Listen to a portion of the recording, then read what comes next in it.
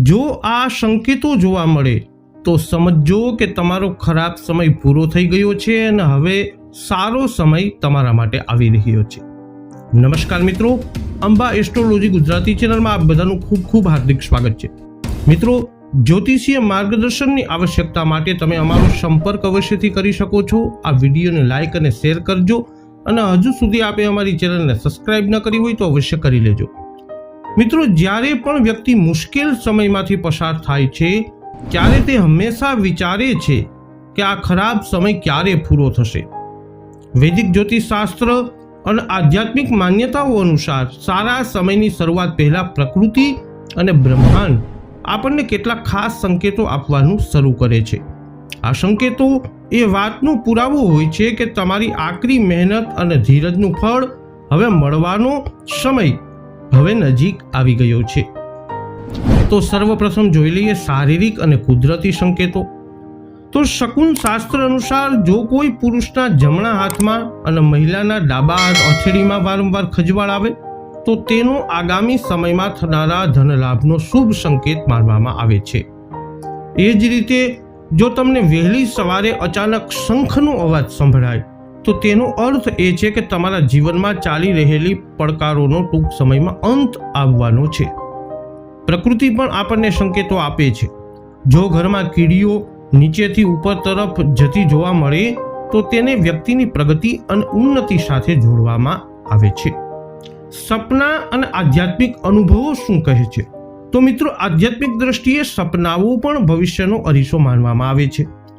જો તમને સપનામાં મંત્રો સંભળાય અથવા કોઈ મહાત્મા કે સંત આશીર્વાદ આપતા દેખાય તો તે એક અત્યંત શુભ સંકેત છે, જે સૂચવે છે કે તમારા કાર્યોમાં સફળતા મળવાની છે।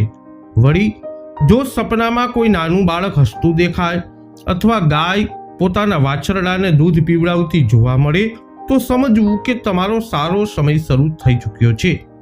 વધુમાં જો તમારી ઊંઘ દરરોજ રાત્રે 3 થી 5ની વચ્ચે બ્રહ્મ મુહૂર્તમાં અચાનક ખુલી જાય તો તે પણ દૈવીય કૃપા અને જાગૃતિનો સંકેત છે।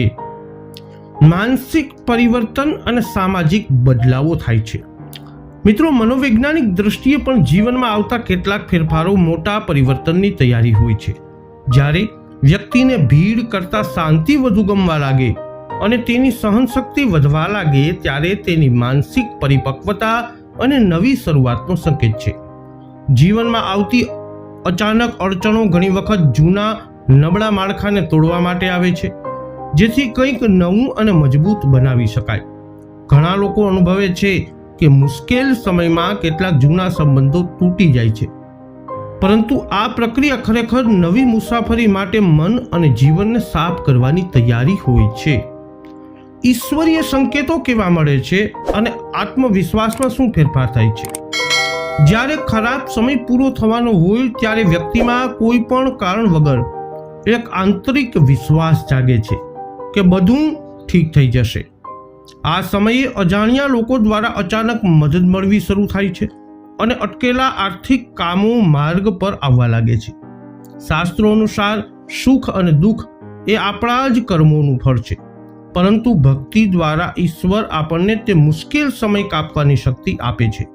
જો તમે પણ આ સંકેતોમાંથી કોઈનો અનુભવ કરી રહ્યા હો તો તે તમારા જીવનમાં આવનારા સકારાત્મક બદલાવની પૂર્વ સંધ્યા હોઈ શકે છે। તો મિત્રો, વૈદિક જ્યોતિષશાસ્ત્ર અનુસાર અને શુકન શાસ્ત્ર અનુસાર, આધ્યાત્મિક જ્ઞાન અનુસાર જો આવા સંકેતો જોવા તમને પણ મળે તો સમજો કે ખરાબ સમય હવે પૂરો થઈ અને શુભ એટલે કે સારા સમયની શરૂઆત થવાની છે। આ વિડીયો અંગેના તમારા અભિપ્રાય, તમારા મંતવ્ય કોમેન્ટમાં જણાવજો। વિડીયોને લાઇક કરજો, શેર કરજો। હજુ સુધી આપે અમારી ચેનલને સબસ્ક્રાઇબ ન કરી હોય તો અવશ્ય કરી લેજો। ફરી મળીશું નવા વિડીયોમાં। જય અંબે।